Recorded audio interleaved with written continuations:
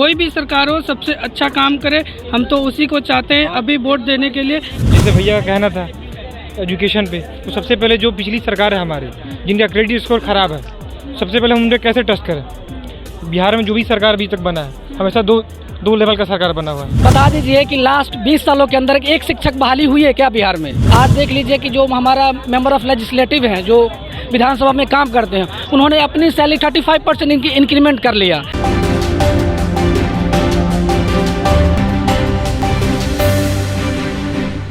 तो नमस्कार, आप देख रहे हैं रब्सी लाइव का डिजिटल प्लेटफॉर्म और मैं हूं आपके साथ निधि सिंह। आज जैसे मैं अपने बिहार की बात करूं तो यहाँ पे एजुकेशन सिस्टम बेकार है, रद्दी है।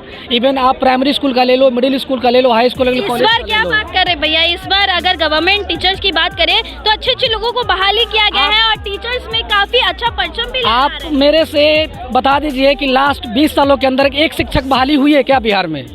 कुछ दिन पहले की ही बात। किस नाम बताइए आप? क्या नाम बताइए किस शिक्षक की?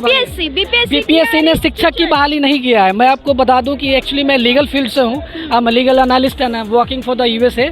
सो एक्चुअली बीपीएससी ने विद्यालय अध्यापक की बहाली कराई है, शिक्षक की बहाली नहीं कराई है, जो कि विद्यालय अध्यापक का एक अलग ही एक कैटेगरी उन्होंने डेवलप किया है, जिसके अंतर्गत जो बिहार का जो शिक्षक बहाली का जो प्रोसेस था, जो बिहार सरकार के अंदर या हर स्टेट के अंदर होता है, उसको उन्होंने उसी तरह से रहने दिया और उसी के सेम कैटेगरी एक डेवलप किया गया। और उनके देखिएगा आप तो सैलरी स्ट्रक्चर भी फॉलो नहीं करते हैं जो शिक्षक को मिलना चाहिए। आज हमारे बिहार में शिक्षक या मलिक आप अच्छे पढ़े लिखे हैं तो बिहार को सेवा कब देंगे? जब आपको फैसिलिटेट बिहार सरकार करेगी। आपको बिहार में तनख्वाह नहीं दिया जाता है। आज देख लीजिए कि जो हमारा मेंबर ऑफ लेजिस्लेटिव हैं, जो विधानसभा में काम करते हैं, उन्होंने अपनी सैलरी 35% इंक्रीमेंट कर लिया। लेकिन जो विद्यालय अध्यापक की बहाली करा और लोगों को मीडिया और सरकार दोनों मिलकर गुमराह किया कि हम शिक्षक बहाली कर रहे हैं। मैं बिहार के पढ़े लिखे लोगों से या बिहार के जो मुख्यमंत्री हैं, मैं उनसे पूछना चाहता हूं कि लास्ट 20 सालों में क्या एक शिक्षक का उन्होंने बहाली किया है? तो बताएं मुझे। क्या बोलते भाई, बहाली नहीं हुआ है शिक्षक का? बहाली तो अभी रिसेंट में हुआ ही ना। विद्यालय अध्यापक की बहाली हुई है, जो शिक्षक की बहाली है, जो बिहार सरकार का जो लीगल जो हमारा जो प्रोसीजर है, उस प्रोसीजर के अंतर्गत उन्होंने विद्यालय शिक्षक की बहाली नहीं करा है, जिसे हम शिक्षक कहते हैं। जो हमारे जो देश में 28 और 29 whatever the states we have, तो जो एक लीगल कॉन्स्टिट्यूशन है उसके अकॉर्डिंग इन्होंने नहीं किया है। एक अलग से एक सिमिलर एक फॉर्मेट इन्होंने तैयार किया है कि उसके अंतर्गत क्या है कि टीचर्स की जो सैलरी है 30% और 35% के आसपास कम दिया जाता है। उनको फैसिलिटेट के नाम पे कुछ भी नहीं मिलता है। आज आप स्कूल में जाकर देख लो उनकी क्या क्वालिटी है, टीचर्स की क्या लेवल ऑफ मतलब एजुकेशन है, क्या उस स्कूल से पढ़े हुए बच्चा क्या IIT कर पाएंगे, क्या वहाँ के बच्चा पढ़े हुए क्या मेडिकल का एग्जामिनेशन निकाल सकते हैं। ये सब गलत फहमी है। अगर बिहार से प्राइवेट इंस्टीट्यूशन को बंद कर दिया जाए तो बिहार को पूरे वर्ल्ड में कोई पूछने वाला नहीं है। इवन मैंने भी पटना यूनिवर्सिटी से पढ़ाई किया था और उसके बाद मैंने MBA बाहर से आके किया। इट्स ओके, बट जब मैंने लास्ट टाइम डिग्री लाने के लिए गया था अपने कॉलेजेस में, वहाँ पे नहीं थे प्रोफेसर। अब ये बताओ कि जो एडॉप प्रोफेसर हैं, लेक्चरर हैं, वो आके क्लासेस लेंगे, क्या पढ़ाएंगे वो? उनको मेंटली स्टेबिलिटी नहीं है। If you don't have mentally stability, how will you deliver? भैया कि जैसे जिस तरह से आप बात बोल रहे हैं, सीधा तौर पे निशाना साध रहे हैं, तो अब बिहार में सब चीज़ सुरक्षा अच्छा करने के लिए, जैसे शिक्षा में अच्छा लाने के लिए क्या करना चाहिए सरकार? देखो, शिक्षा में अच्छा लाने के लिए होता क्या है कि जैसे हमारा एक होता है, सबसे पहले जो हमारी पुरानी व्यवस्था है उसको हम ठीक करने की कोशिश करते हैं। लेकिन बिहार में क्या है ना कि 10 लोग ऊपर बैठे हुए हैं और बाकी लोग यहाँ बेवकूफ़ समझते हैं। वाकई में ये बात ऐसा है नहीं। जो लोग यहाँ पे पढ़े लिखे हैं बिहार छोड़ के चले गए, या कुछ लोग हैं वो अपना किसी तरीके से ज़िंदगी बसर कर रहे हैं, तो जो पुरानी व्यवस्था उनको ठीक करने की ज़रूरत है। लेकिन यहाँ पे हो क्या रहा है कि नया हर चीज़ को फॉर्मेट तैयार किया जा रहा है। वो तो किया ही जा रहा है। आप इससे सुधार करने के लिए क्या सजेस्ट करेंगे? सुधार करने के लिए सबसे पहले ये है कि हमारी जो भी व्यवस्था है उसको क्वालिटी के टर्म पे क्वालिटी एजुकेशन की बात किया जाए। क्वालिटी एजुकेशन कब आएगा? आप एक बार में 70,000 80,000 बहाली निकालोगे तो क्या उसे क्वालिटी टीचर चुन के आएंगे? ये पॉसिबल ही नहीं है। रिक्रूटमेंट प्रोसेस ये कभी नहीं कहता है कि आपको क्वालिटी टीचर। ऐसी बात नहीं है। अगर संख्या ज़्यादा है बट जो प्रोसीजर है एग्ज़ाम का, अगर वो चरणों में हो रहा है, सिस्टमेटिक वे में हो रहा है, तो फिर 70,000 हो या 80,000, उससे कोई मतलब नहीं है। It doesn't matter. जैसे भैया का कहना था एजुकेशन पे, तो सबसे पहले जो पिछली सरकार है हमारी, जिनका क्रेडिट स्कोर ख़राब है, सबसे पहले हम उन पर कैसे ट्रस्ट करें। बिहार में जो भी सरकार अभी तक बना है, हमेशा दो लेवल का सरकार बना हुआ है और हमेशा असमंजस की स्थिति बनी रहती है। तो सबसे पहले मेरी ये गुंजारिश है एज ए यूथ कि अगर जिसकी भी सरकार बने बिहार में, स्पेशली बहुमत, पूरा फुल बहुमत मिले। ऐसा नहीं कि आप जब मन तब स्विच कर जाएं, या बीजेपी को मिले और मेरा जो अपना पर्सनल इंडिविजुअल ओपिनियन है मैं वो बीजेपी को जाता है, क्योंकि उसने नेशनल लेवल पे बहुत ऐसे कार्य किए हैं जो काफ़ी सराहनीय योग्य हैं, और ऐसे कई अन्य उनके एजेंडे में ऐसे बहुत सिस्टम लाना हो गया। नहीं अभी तो जैसे वैदिक सिस्टम जो गुरुकुल वाला सिस्टम था वो अभी हमारे न्यू एजुकेशन पॉलिसी में लागू हो रहा है, तो ये बीजेपी का ही देन है। जैसे ये चुनाव सेंट्रल को रिप्रेजेंट करता है, तो अगर हम बात करें अंतर्राष्ट्रीय मंच पे तो भारत का जो डिप्लोमेटिक स्टैंड है ये भी काफ़ी ज़्यादा रिटोरिक रहा है। हमारे जो फॉरेन मिनिस्टर हैं अभी, इनका जो भी स्टेटमेंट अभी आया है काफ़ी ही रिटोरिक रहा है। तो इससे आप ये लगा सकते हैं अंदर कि भारत अपना जो एक स्टैंड है, पोजीशन है, वो कितना क्लियर और कितना प्रभावी रखा हुआ है, किसी के अंडर प्रेशर में नहीं। इसका एग्जांपल आप देख सकते हैं, कतर में जो नेवी ऑफिसर फंसे थे, ये भारत का ये स्टैंड है जो सुपर पावर है। देखिए उसके कारण कतर वाले जो भी नेवी ऑफिसर फंसे थे वो चले आए। अगर यही कांग्रेस गवर्नमेंट रहती तो हमको लगता है कि नहीं आ पाते। गवर्नमेंट रहती है यहाँ से खुद लेकर जाकर वहाँ मरवा रही थी। इतने दुबई में इतने सारे लोग फंसे थे इंडियंस लॉकडाउन में, जो तो खुद ला नहीं पाई कांग्रेस, और एक दूसरे को ब्लेम करती है कि हर टाइम करती है ब्लेम कि कांग्रेस ऐसी कर रही है, कांग्रेस वैसे। कोई भी सरकार हो सबसे अच्छा काम करे, हम तो उसी को चाहते हैं। अभी वोट देने के लिए फिलहाल पीएम इस टाइम बहुत ही बेस्ट काम कर रहे हैं। जैसे आप पीएम केयर फंड में देख सकते हैं, पहले जो भी कांग्रेस सरकार थी वो बिचवनिया वाला काम करती थी। जैसे आप देख सकते अकाउंट वाला काम, अब सब लोग का पर्सनल अकाउंट खुल गया है, सीधे पैसा उनके अकाउंट में जाता है। ये तो बीजेपी आने के बाद ही हुआ है, इससे पहले डिजिटल आने के बाद ही हुआ है। इससे पहले आप देख सकते हैं कांग्रेस गवर्नमेंट में ये बिचवनिया के द्वारा जाता था, आधा पैसा खा जाते थे, आधा पैसा रख लेते थे। हम अगर डेवलपमेंट हो रहा है तो उसमें हमारा क्या ग्रोथ होगा।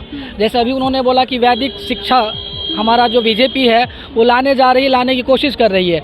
आप उन्हीं से पूछिए कि वैदिक शिक्षा होता क्या है, वैदिक शिक्षा क्यों इम्पोर्टेंट था, उसके क्या अभी लाने से वैदिक शिक्षा हमारे देश में क्या चेंजेज होने वाले हैं। तो काफ़ी सारा चीज़ें हैं जो कि सोचने की ज़रूरत है, लोग अवेयर नहीं होते हैं। अभी कुछ भैया बता रहे थे कि पिछली सरकार जो थी एजुकेशन के लेकर के बहुत ही बुरा कर रही थी। तो सबसे सोचने की बात है, हमारे जो बिहार में 3 ही पार्टी की सरकार रही है, बीजेपी और नीतीश कुमार के मिलकर के बना है एक, और एक लालू यादव के पहले जो चल रहे थे। तो जब से नीतीश कुमार की सरकार आई है, बिहार में इकलौता जो मुझे तो लगता है कि उनके ऊपर लोगों को गर्व होना चाहिए था कि वो NIT पटना से पढ़े हुए इंजीनियर थे। लेकिन बिहार को डुबाने में सबसे बड़ा नीतीश कुमार का हाथ है कि जो शिक्षा मित्र का जो बहाल जो कंटिन्यू करवाए। आप ये बताओ कि बिहार में 12th लेवल का टीचर होता है, जाके क्या पढ़ाएगा वो, बच्चे का क्या साइकोलॉजिकल इफेक्ट वो समझ पाएगा कि बच्चा अभी पढ़ने के लिए रेडी है, मेंटली है या नहीं है, उसे खेलने की ज़रूरत है, उसे कैसे पढ़ाए। तो उन्होंने शिक्षा मित्र को बहाल करके लगभग बिहार में 3.5 लाख के आसपास शिक्षा मित्र हैं। मैं ये नहीं कहता हूँ कि सारे शिक्षा मित्र बेकार हैं, लेकिन जो भारत सरकार का जो NCT का जो लॉ बना हुआ था, उस लॉ को बिहार सरकार ने फॉलो नहीं किया, और बिहार का शिक्षा का स्तर इतना डाउन कर दिया कि अब जाकर के स्कूल में देख लो।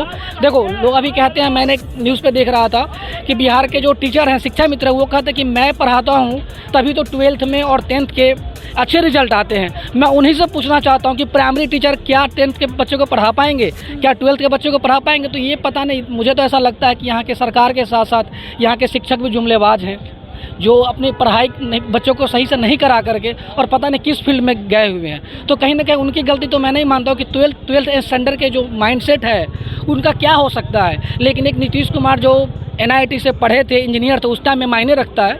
पटना यूनिवर्सिटी रियली में पहले अच्छा था, अब भले अच्छा नहीं हो, जस्ट बिकॉज कि वहाँ पे अच्छी सी बहाली नहीं हुई, इंफ्रास्ट्रक्चर डेवलप नहीं हुआ।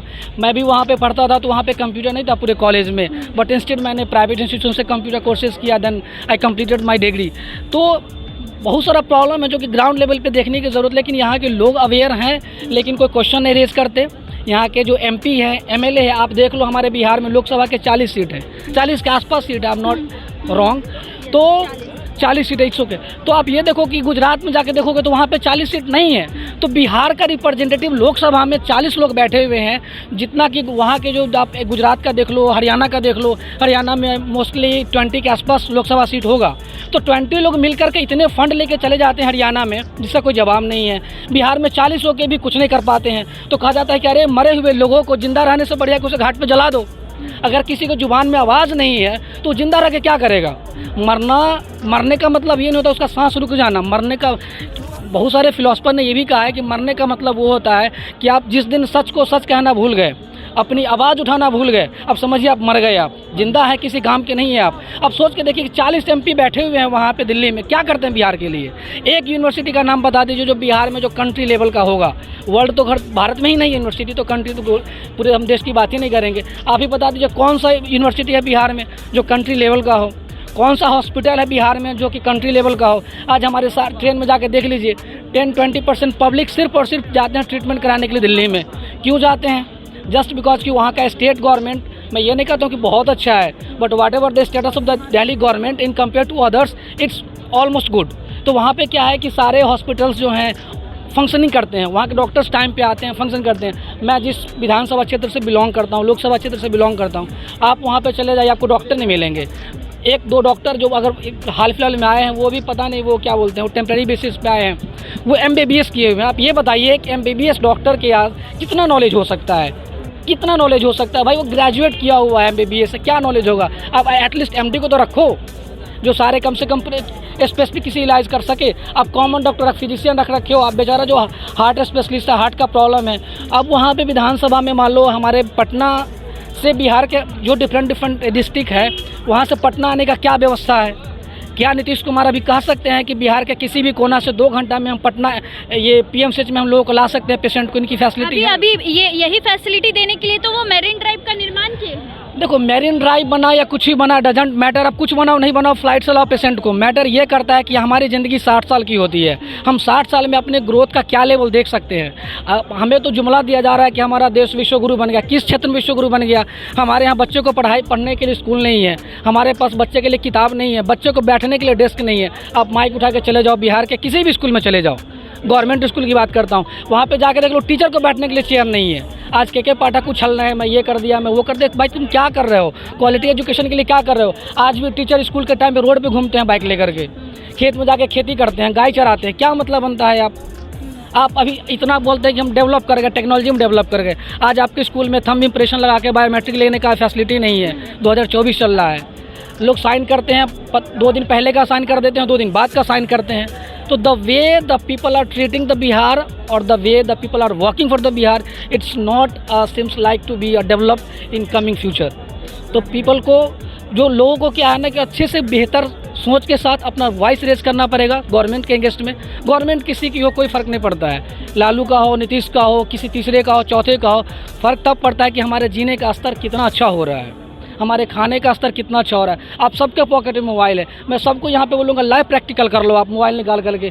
सरकार चिल्ला रही है 5G लगा लो, 4G लगा लो, 3G लगा लो। मैं लोगों से पूछना चाहता हूँ कि 3G का स्पीड कितना है आपके मोबाइल में, 4G का स्पीड कितना है, 5G का स्पीड कितना है? आप 5G के चक्कर में 4G का बढ़िया मोबाइल है, लोग 4G यूज़ नहीं कर रहे, 5G का नया मोबाइल खरीद रहे हैं, उनका स्पीड कितना मिल रहा है भाई?